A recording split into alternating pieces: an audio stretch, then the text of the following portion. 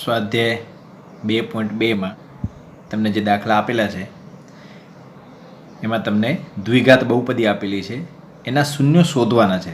સૌથી પહેલાં એક વસ્તુ તો શૂન્યો શોધવાના છે, અને બીજું શૂન્યો અને સહગુણકો વચ્ચેનો સંબંધ તમારે ચકાસવાનો છે. તો બે વસ્તુ આપણે આમાં કરવાની છે. એક તો આના શૂન્યો શોધવાના છે દ્વિઘાત બહુપદીના, અને બીજું શૂન્યો અને સહગુણકો વચ્ચેનો સંબંધ ચકાસવાનો છે. તો પહેલો દાખલો છે એમાં તમને એક બહુપદી આપેલી છે x² - 2x - 8. આ એક દ્વિઘાત બહુપદી છે, તો એને આપણે px કહી શકીએ. તો px બરાબર x² - 2x - 8. તો આ બહુપદી છે એના આપણે શૂન્યો શોધવાના છે સૌથી પહેલાં. તો શૂન્યો શોધવા માટે અવયવની રીત છે એ આપણા માટે અગત્યની છે.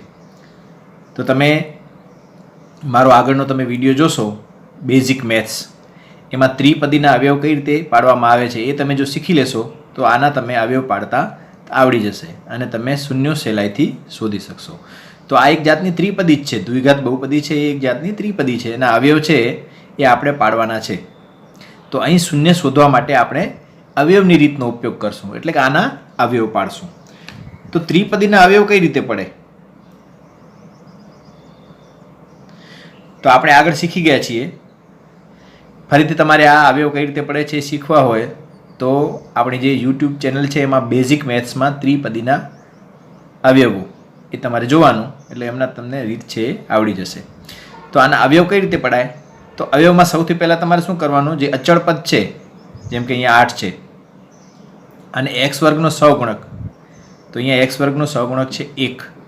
તો આ બંનેનો ગુણાકાર કરવાનો. 8 × 1 કેટલા થાય? 8. તો 8 છે એને કેટલી રીતે લખી શકાય? બે સંખ્યાના ગુણાકારના સ્વરૂપમાં કેટલી રીતે લખી શકાય? તો 8 × 8 અને 4 × 8. હવે એમાં તમારે આ બે સંખ્યા એવી લેવાની છે કે જે બે સંખ્યાનો સરવાળો બાદબાકી કરતા જે x નો સહગુણક 2 છે એ મળવો જોઈએ. જો 8 ને 1 નો સરવાળો કરીએ તો 9 થાય, બાદબાકી કરીએ તો 7 થાય, તો આ તો આવે નહીં. અને 4 ને 2 નો સરવાળો કરીએ તો 6 થાય, પણ 4 ને 2 ની બાદબાકી કરીએ તો 2 થાય, એટલે આપણે 4 ને 2 લેવાના છે. એટલે જે મધ્યમ પદ 2x છે એની જગ્યાએ આપણે 4x અને 2x લેવાના છે. તો કઈ રીતે ગોઠવવાનો છે આને? તો આપણે જે અહીંયા 3 પદ આપેલા છે એની જગ્યાએ આપણે 4 પદ કરવાના છે. એમાં પહેલો અને છેલ્લો પદ એમાં કોઈ ફેરફાર નથી કરવાનો, ફક્ત મધ્યમ પદ છે એને કાઢી એની જગ્યાએ આ બે પદો ગોઠવવાના છે. તો x² નો x² જ આવશે. હવે આપણે આ 2x નહીં લખીએ, એની જગ્યાએ શું લખશું? 4 ને 2 માં જે મોટો હોય એ લખવાનો, અને એની નિશાની આ જે નિશાની હોય એ જ આપવાની. તો માઇનસ મોટો છે 4, તો અહીંયા લખશું 4x, પછી આવશે 2x.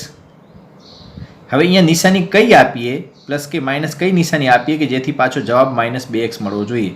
જો તમે અહીંયા માઇનસ આપશો તો બંને માઇનસ માઇનસનો સરવાળો થાય, એટલે 4 ને 2 6x થાય. અહીં તો 2x છે, તો અહીંયા આપણે કઈ નિશાની આપશું? પ્લસ. હવે તમે જો અહીંયા -2x હતા એને આપણે 2 ભાગ કર્યા તો પણ આનો સરવાળો બાદબાકી -2x જ થાય, કારણ કે -4x માંથી 2x જાય એટલે 2x જ આવે. આપણે ફક્ત શું કર્યો છે, 2x ના 2 ટુકડા કરી નાખ્યા છે, -4x ને +4x. કિંમતમાં કોઈ ફેર પડતો નથી. અને છેલ્લો પદ છે એમને એમ લખવાનું. તો આ રીતે આપણે 3 પદના કેટલા પદ કર્યા? 4 પદ કર્યા, પણ કિંમતમાં કોઈ ફેર પડતો નથી. પણ એનાથી ફાયદો એ થશે કે આપણે અવયવ પાડી શકશું. હવે તમે જો આ બે માંથી સામાન્ય શું નીકળશે? તો x, અંદર શું રહેશે? x - 4. અહીંયા શું છે? વત્તા, એટલે વત્તા લખવાનું. આ બે માંથી સામાન્ય શું નીકળશે? x તો ક્યારે નહીં નીકળે, 2 8 ને ભાગી શકે છે એટલે 2 સામાન્ય નીકળશે.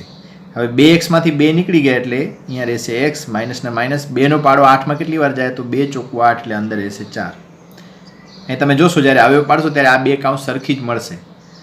તો એ કાઉન્સ આવશે એક અવયવ, અને બીજી કાઉન્સમાં શું લખવાનું? આની આગળની સંખ્યા અને આની આગળની સંખ્યા લખવાની, એટલે x + એ લખવાનું. તો અહીં તમે જોઈ શકો છો x² - 2x - 8 ના અવયવ શું પડ્યા? x - 4 અને x + 2. આપણે શું કરવાનું છે? આના શૂન્યો શોધવાનો છે. હવે શૂન્યો કોને કહેવાય? કે જ્યારે px ની કિંમત કેટલી મળે? 0 મળે. એટલે આ કેટલા થવા જોઈએ? 0 થવા જોઈએ. તેથી જે આપણે અવયવ પાડ્યા એની કિંમત કેટલી મળવી જોઈએ? 0. એને જ શૂન્ય કહેવાય, એટલે બરાબર લખવાનું 0. હવે બરાબર 0 એનો અર્થ શું થાય? કાં તો આ કાઉન્સ 0 થાય, કાં આ કાઉન્સ 0 થાય. બંને એકી સાથે 0 ન થાય. કાં તો x - 4 બરાબર 0 થાય, અથવા તો x + 2 બરાબર 0 થાય. જો x -4 બરાબર 0 થાય તો -4ને સામે લઈ જઈએ તો +4 થાય. તો આ આપણે શું મળ્યો? એક બહુપદીનો શૂન્ય મળી ગયો. એ જ રીતે x + 2 બરાબર 0 છે, +2ને સામે લઈ જાઓ તો -2 થઈ જાય. તો -2 શું મળ્યો? એ બીજો શૂન્ય મળ્યો. તો આપણે કેટલા શૂન્ય મળ્યા? 2 શૂન્ય મળ્યો. તમારે ચેક કરો તો ચેક કરી શકાય. x બરાબર 4 આમાં મૂકશો તો તમને જવાબ 0 મળશે, અને xની જગ્યાએ -2 આમાં મૂકી જોજો તો પણ તમને જવાબ કેટલો મળશે? 0 મળશે. એટલે 2 શૂન્ય મળ્યા, એક 4 અને બીજો -2. તો એક વસ્તુ થઈ ગઈ, આપણે શૂન્ય શોધી લીધા. હવે આપણે શું કરવાનું છે? શૂન્યો અને સહગુણકો વચ્ચેનો સંબંધ ચકાસવાનો છે. તો સૌથી પહેલા આપણે લખશું શૂન્યોનો સરવાળો. હવે તમને શૂન્યો મળી ગયા છે, એનો સરવાળો કરો. એક 4 છે અને બીજો શૂન્ય છે -2. એ બેનો સરવાળો કરો તો કેટલા મળશે? 2 મળશે. તો આને કહેવાય શૂન્યનો સરવાળો. તો તમને જે શૂન્યો આપેલા છે એનો સરવાળો શોધો, અને બીજો શૂન્યનો સરવાળો છે એ તમારે સૂત્રની રીતે શોધવાનો છે. બે સરખા થવા જોઈએ. શૂન્યોનો સરવાળો. તો આપણે શૂન્યોને શું કહીએ છીએ? આલ્ફા અને બીટા કહીએ છીએ. તો એના સરવાળાને શું કહેવાય? આલ્ફા વત્તા બીટા.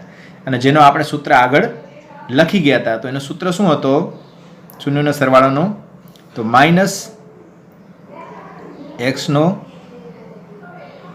સહગુણક અને ભાગ્યા x વર્ગનો સહગુણક.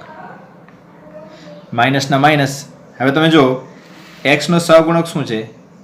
દ્વિઘાત બહુપદીમાં જુઓ x નો સહગુણક શું છે? -2. અને x વર્ગનો સહગુણક શું છે? 1. તો એ કિંમત આપણે આમાં મૂકી દઈએ. x નો સહગુણક એટલે x નો સહગુણક છે -2, અને નીચે x વર્ગનો સહગુણક છે 1. માઇનસ માઇનસ પ્લસ થઈ જાય, 2/1 એટલે કેટલા મળ્યા? 2 મળ્યા. તો આ બંને જવાબ સરખા મળવા જોઈએ. કે શૂન્યનો સરવાળો જે શૂન્ય મળ્યા છે એ રીતે આપણે કર્યો તો પણ 2 મળ્યા, અને શૂન્યનો સરવાળાના સૂત્રનો ઉપયોગ કર્યો તો પણ આપણે કેટલા મળ્યા? 2 મળ્યા. તો આ સરવાળાની રીતે આપણે ચેક કરી લીધો. હવે આપણે શૂન્યનો ગુણાકાર જોઈએ.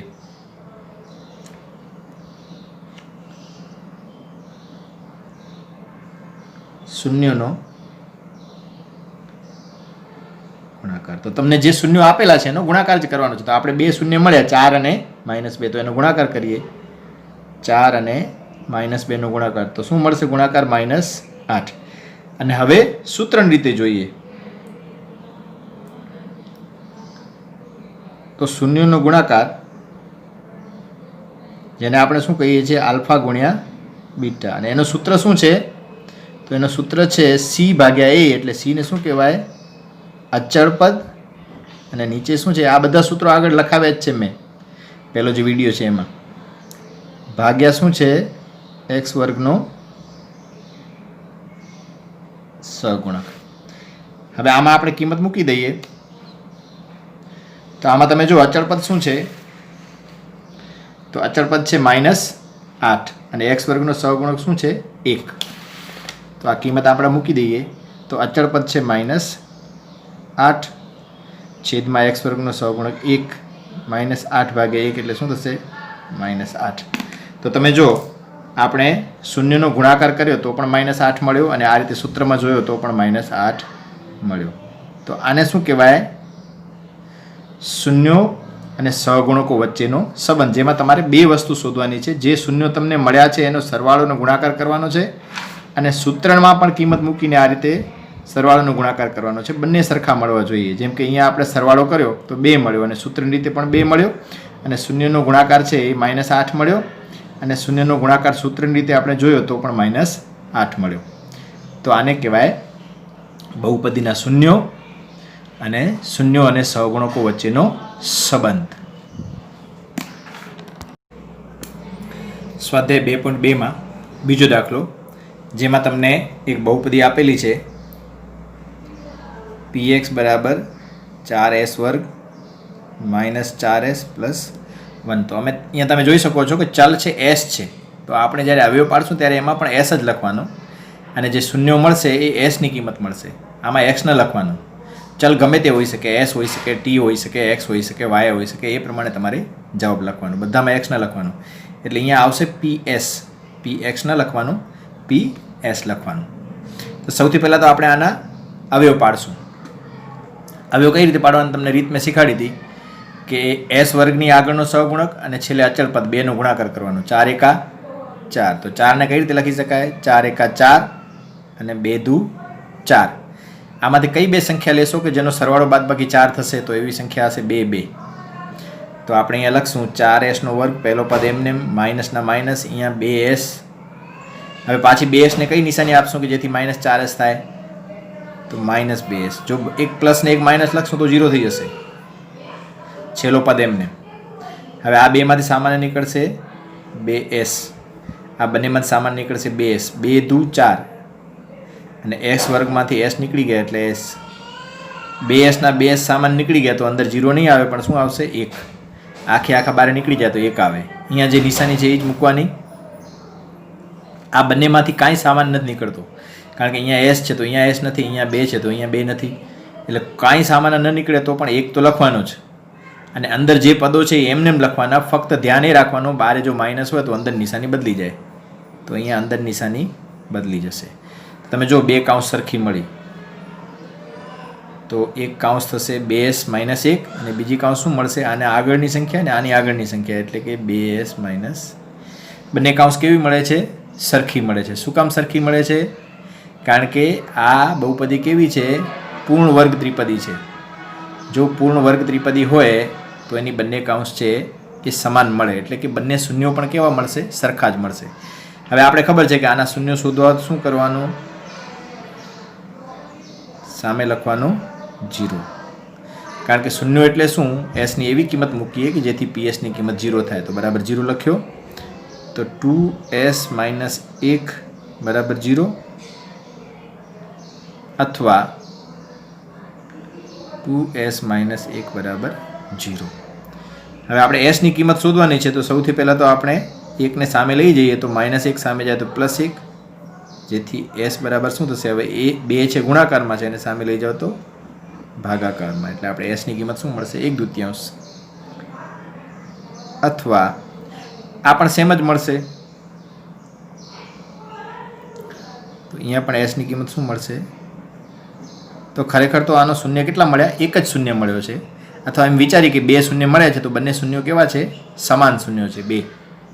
અને 2 સમાન શૂન્યો ક્યારે મળે? આપણે આગળ શીખી ગયા કે જ્યારે દ્વિઘાત બહુપદી કેવી હોય?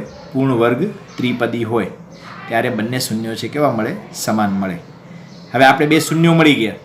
હવે આપણે શું કરવાનું છે? શૂન્યોનો સરવાળો અને ગુણાકાર. તો શૂન્યોનો સરવાળો, જેને આપણે કહીએ છીએ આલ્ફા વત્તા બીટા,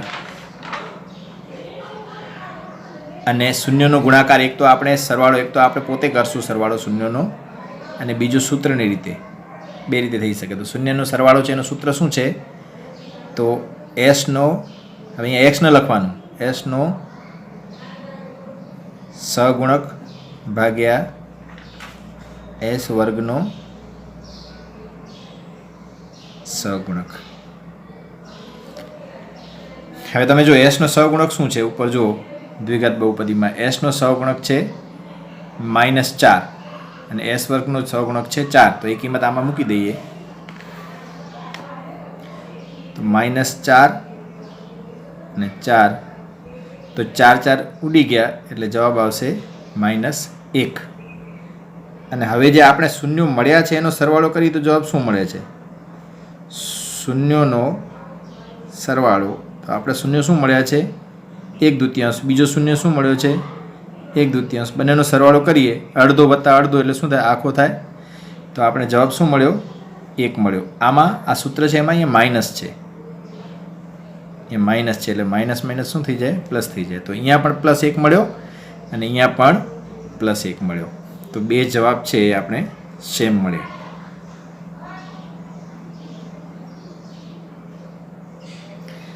હવે આપણે શૂન્યનો ગુણાકાર જોઈએ.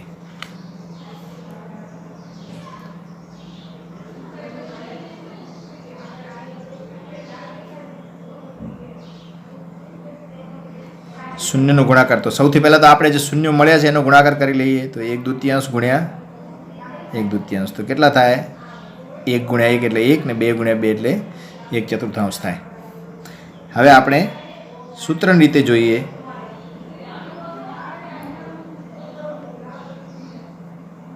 તો શૂન્યનો ગુણાકારને આપણે શું કહીએ છીએ? આલ્ફા ગુણ્યા બીટા. એનું સૂત્ર શું છે? તો અચળ પદ ભાગ્યા s વર્ગનો સહગુણક. હવે આમાં આપણે કિંમત મૂકી દઈએ. તો અચળ પદ શું છે તમે જુઓ. તો અચળ પદ છે 1 અને s વર્ગનો સહગુણક શું છે? 4. તો એ કિંમત આપણે આમાં મૂકી દઈએ. તો અચળ પદ છે 1 ભાગ્યા s વર્ગનો સહગુણક છે 4. તો શું મળ્યો? 1/4 મળ્યો. તો આને કહેવાય શૂન્ય અને સહગુણકો વચ્ચેનો સંબંધ. આગળ આપણે જોઈએ ત્રીજો દાખલો, જેમાં આપણે શૂન્ય શોધવાના છે અને શૂન્ય અને સહગુણકો વચ્ચેનો સંબંધ શોધવાનો છે. તો સૌથી પહેલાં તમને બહુપદી છે એમાં પદો જો ક્રમમાં ન હોય, એટલે કે પ્રમાણિત સ્વરૂપમાં ન હોય, તો તમારે સૌથી પહેલાં એને પ્રમાણિત સ્વરૂપમાં લખવી. જેમ કે આમાં પદો છે એનો ક્રમ બરાબર નથી, પ્રમાણિત સ્વરૂપમાં નથી, એટલે સૌથી પહેલાં આપણે બહુપદીને પ્રમાણિત સ્વરૂપમાં લખીએ. તો 6x વર્ગ, પછી x વાળો પદ આવે તો -7x, અને છેલ્લે અચળ પદ આવે એટલે -3. હવે આપણે આના અવયવ પાડીએ. તમે જોઈ શકો છો અવયવ કઈ રીતે પડે. તો x વર્ગનો સહગુણક એટલે 6 અને અચળ પદ છે -3 એટલે કે 3. આ બેનો કરો ગુણાકાર. 6 તેરી 18. હવે 18 ને કેટલી રીતે લખી શકાય?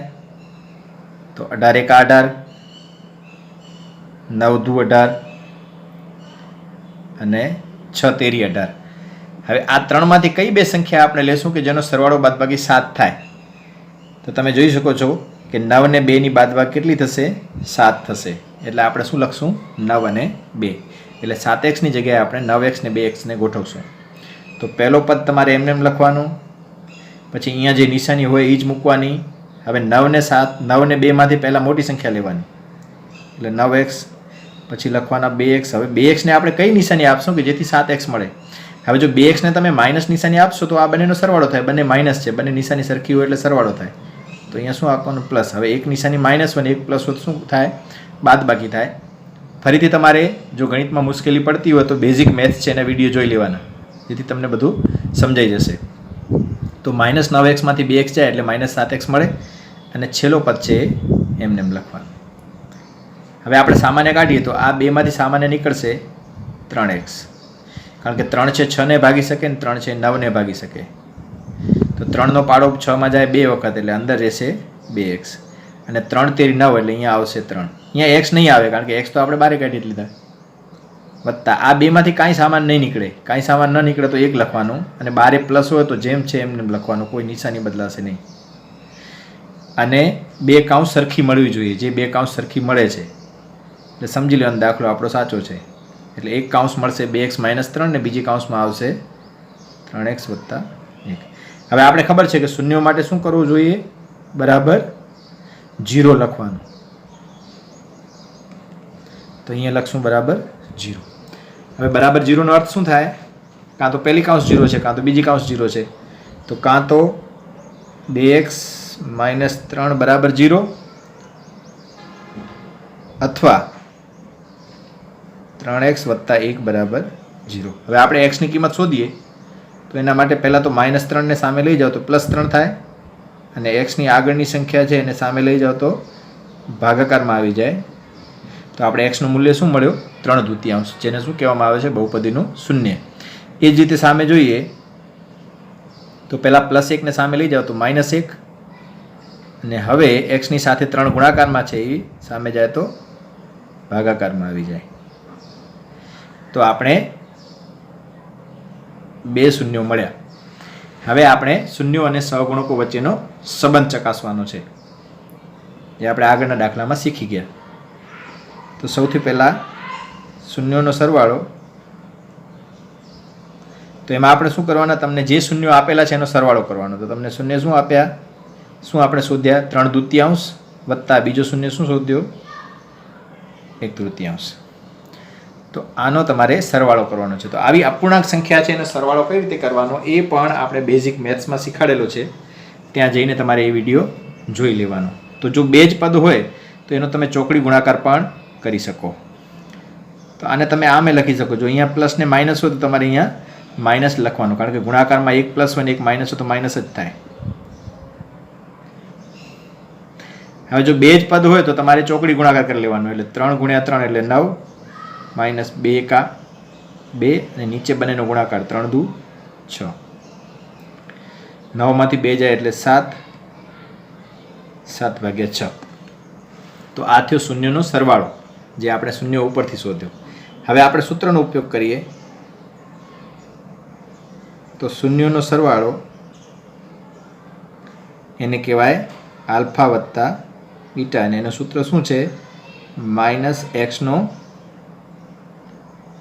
સહગુણક ભાગ્યા x વર્ગનો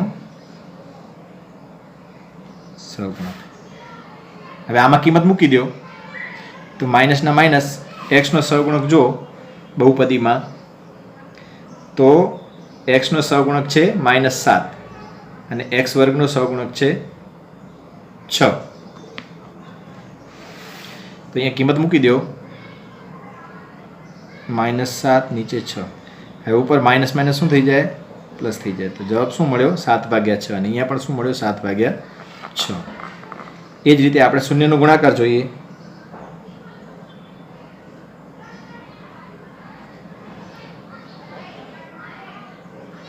તો શૂન્યનો ગુણાકાર છે, આપણે બે શૂન્યો આપેલા છે એનો કરીએ ગુણાકાર. તો એક શૂન્ય છે 3/2 ગુણ્યા બીજો શૂન્ય છે -1/3. તમે જો અહીંયા 3 3 ઉડી ગયા એટલે ઉપર રહેશે -1 અને નીચે રહેશે 2. તો શૂન્યનો ગુણાકાર શું મળ્યો? -1/3 મળ્યો. હવે આપણે સૂત્રની રીતે જોઈએ તો શૂન્યનો ગુણાકાર જેને કહેવાય આલ્ફા ગુણ્યા બીટા, અને એનું સૂત્ર શું છે? અચળ પદ ભાગ્યા x વર્ગનો સહગુણક. હવે તમે જો અચળ પદ શું છે આમાં? તો અચળ પદ છે -3 અને x વર્ગનો સહગુણક શું છે? 6. તો અહીંયા આપણે લખશું અચળ પદ -3 અને x વર્ગનો સહગુણક 6. હવે એમાં જો ઉડાડવાના માઇનસના માઇનસ રહેશે 3 દુ 6. 3નો આમાં જાય એક વખત, 3નો 3માં જાય એક વખત, 3નો 6માં જાય 2 વખત, એટલે 1/3. તો તમે જોઈ શકો છો કે આ જવાબ 2 સરખા મળ્યા. તો આને કહેવામાં આવે છે શૂન્યો અને સહગુણકો વચ્ચેનો સંબંધ. એ રીતે આ પણ 2 કેવા મળ્યા? સમાન મળ્યા. તો આ રીતે આપણે શૂન્યો શોધી શકીએ અવયવની રીતથી, અને શૂન્યો અને સહગુણકો વચ્ચેનો સંબંધ પણ શોધી શકાય. તો બાકીના જે દાખલા છે આ સ્વાધ્યાયના, એ તમારે ઘરે ગણવાનો પ્રયત્ન કરવાનો. એ તમારા માટે હોમવર્ક છે.